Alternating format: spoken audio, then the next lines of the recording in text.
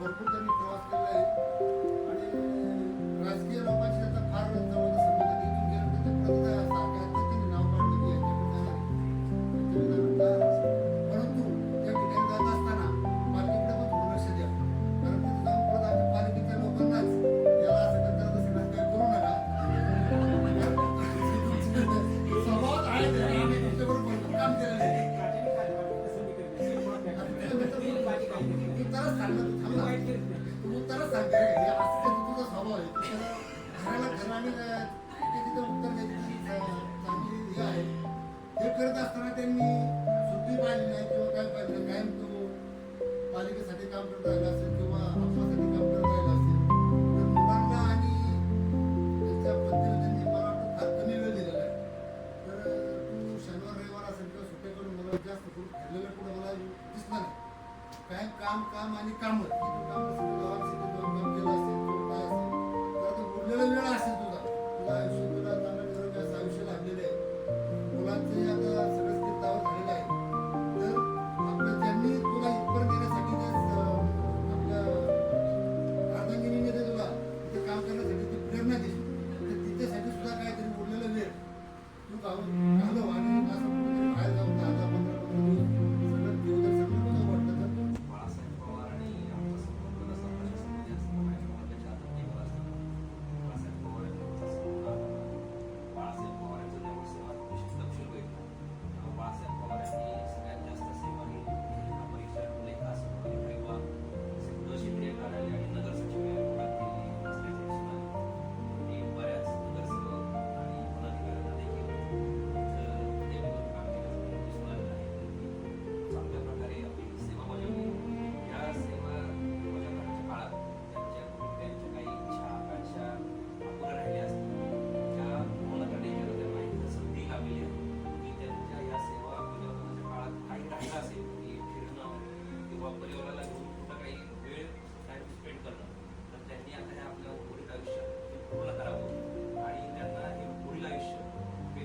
समृद्धीचं आनंदाचं जावं त्यांच्याकडे खरं बघितलं त्यांच्यात काम करायची खूप एनर्जी आहे. त्यांना असंही वाटतंय की आता आपण परत काही यावं, पण आमची सगळ्यांची इच्छा आहे की तुमच्या कुटुंबाचं एक तुम्ही ओपिनियन घ्या आणि त्यांना एक वेळ द्या.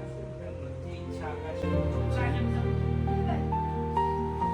बाळासाहेब पवार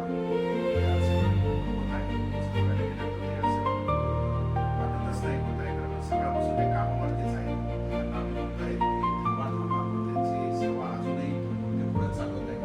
खरं तर आम्ही थोडंसं नाराज आहोत की त्यांचा सहवास आम्हाला खूप कमी काळासाठी, जर तो जास्त भेटला असता तर आमच्यामध्ये अजून जास्त पॉझिटिव्हिटी आमच्यात आम्ही घेतली असते. त्याच्यामध्ये मी एक शिकलो, शांत राहून नेहमी कामा करून व्यवस्थित सगळ्यांना शांत करून बोलून शांत करते हा एक चांगला गुण मी त्यांच्याकडून आता घेणार आहे माझ्या पुढच्या कारकिर्दीसाठी.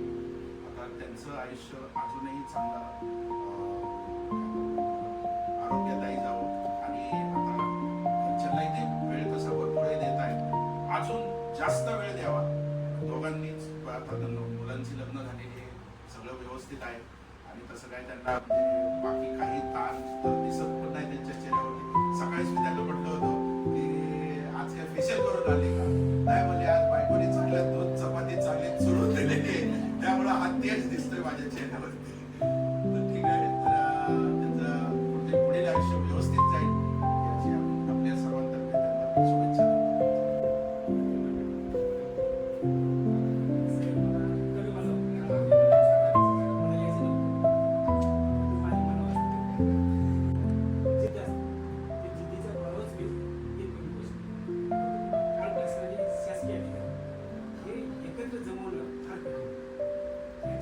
झाली तर तुम्ही या सगळं बरोबर यशस्वी पाहिजे.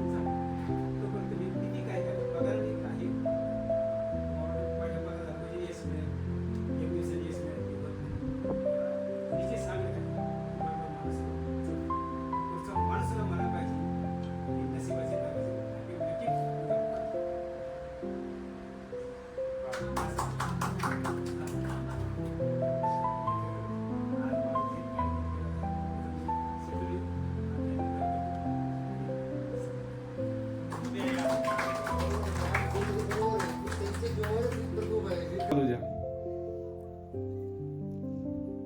पुन्हा एकदा सर्वांना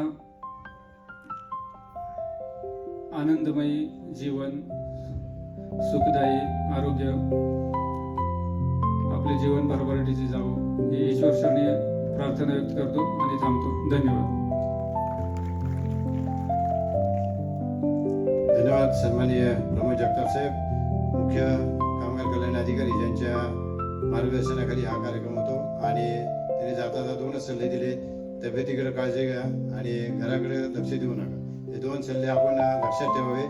आणि उपायुक्त मी तानाजी नरे साहेबांना विनंती करतो की या प्रसंगी आपण देखील सर्वांना मार्गदर्शन करावं. मध्ये अत्यंत मोलाचं योगदान आहे.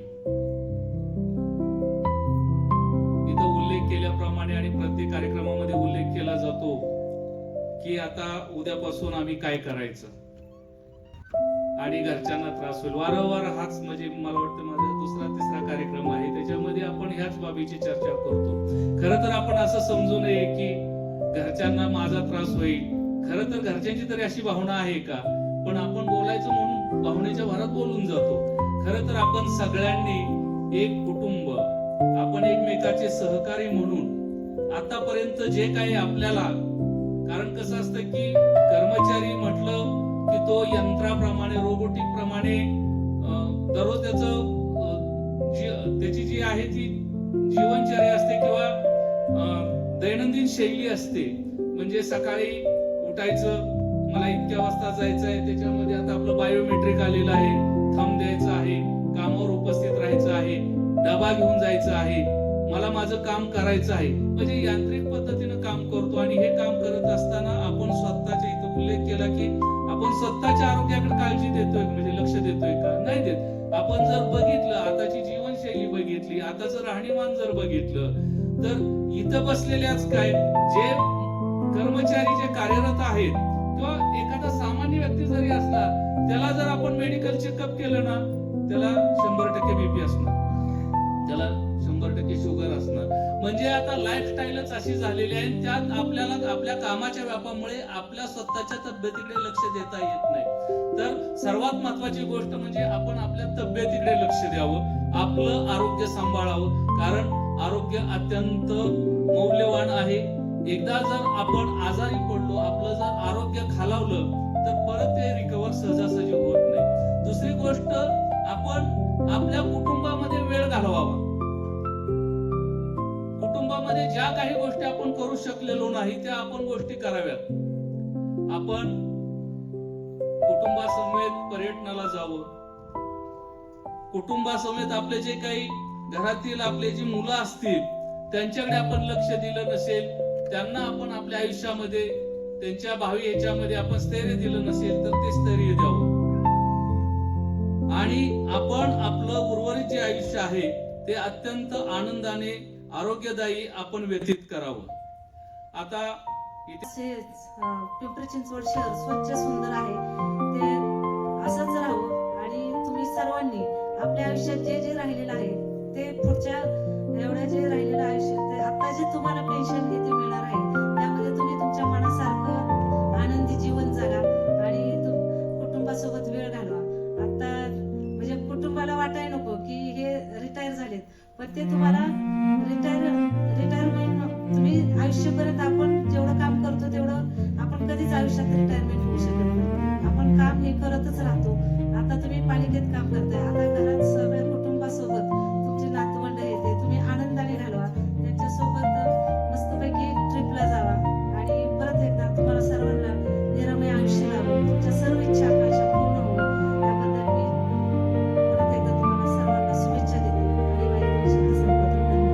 आणि अजून एक आपल्या पुराणिक साहेबांचा वाढदिवस होता, त्यानिमित्ताने कौतुक सोळा मांडणारे, त्यानंतर मधुकर सुतार,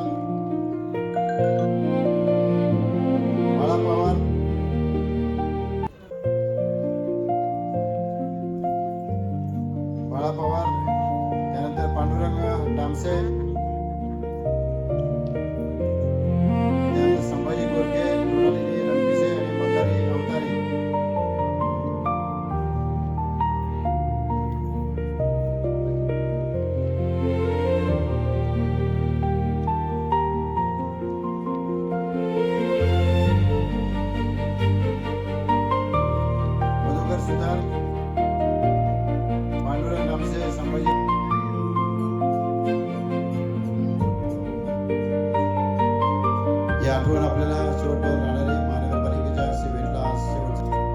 तुमचं आणि आपलं आरोग्य कायम राहो अशी सर्वांनी शुभेच्छा दिली. त्याचप्रमाणे आम्ही देखील सर्वांना शुभेच्छा देतो आणि या कार्यक्रमाला उपस्थित राहिल्याबद्दल त्यांच्या सर्व कुटुंबियांचे, मित्र परिवाराचे मनपूर्वक आणि आदरपूर्वक संपन्न राहणार असे जाहीर करतो.